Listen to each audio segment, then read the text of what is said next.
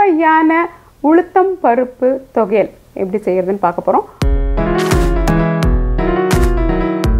Hi hello வணக்கம். Dosa to பீஸா உங்களை அன்புடன் வரவேற்குது. நான் காசி விஜயகுமார். உளுத்தம் பருப்புன்றது பொதுவாக தெரிஞ்ச ஒரு விஷயம். இது வந்து ரொம்ப ஆரோக்கியத்துக்கு நல்லது.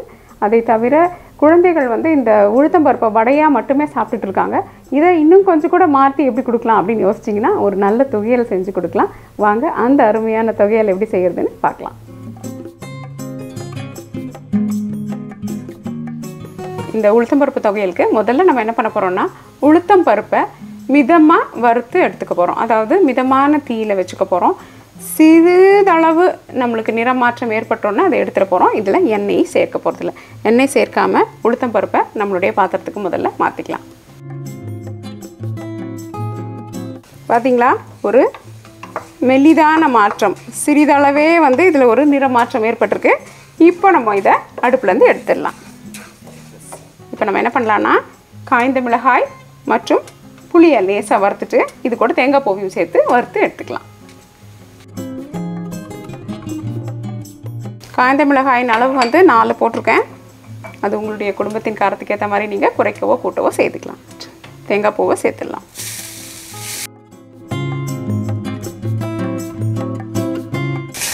பார்த்தீங்களா, லேசாக வறுபட்டுருச்சு. இப்போ நம்ம இதை எடுத்து ஆற விட்டுட்டு நம்ம மிக்சர் ஜாரில் போட்டு அரைச்சிடலாம். இப்போ நம்ம அதை ஆறிட்டு அரைக்கிறதுக்குள்ளார என்ன பண்ணலான்னா, தாளிக்கிறத தயார் பண்ணிடலாம். தாளிக்கிறதுக்கு சிறிதளவு எண்ணெய், கடுகு வெடிக்க தொடங்கிடுச்சு. இப்போ நம்ம பெருங்காயம் மற்றும் கருவேப்பிலையை சேர்த்துக்கலாம்.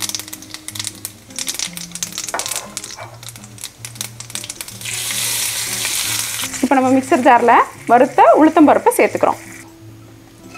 இப்போ நம்ம தேங்காய், காய்ந்த மிளகாய் மற்றும் புளியை சேர்த்துக்கலாம்.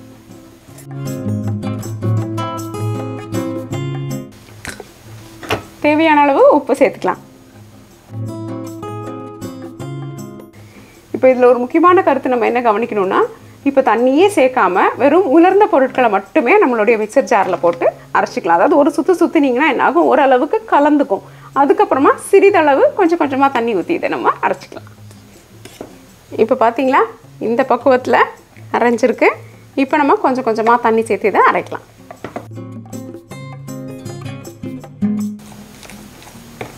பார்த்தீங்களா, நம்மளுடைய அருமையான சுவையான உளுத்தம் பருப்பு தொகையல் தயார். இதை வந்து சப்பாத்தி, தோசை மற்றும் சாதத்தோடு சேர்ந்து சாப்பிடும்பொழுது ரொம்ப அருமையாக இருக்கும். நிச்சயமாக இதை செய்து பாருங்கள்.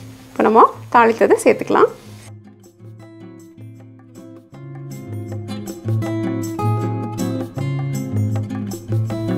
என்ன நண்பர்களே, இந்த சுவையான ஆரோக்கியமான அதே நேரத்தில் நினச்சா சுலபமாக செய்யக்கூடிய இந்த அருமையான உளுத்தம் பருப்பு தொகையலை செய்து பார்த்து உங்கள் கருத்துக்களை எங்ககிட்ட பகிர்ந்துக்கோங்க. தோசை டு பீஸா என்றென்றும் உங்கள் நாவிற்கும் வயிற்றிற்கும் நல்லதொரு சுவை.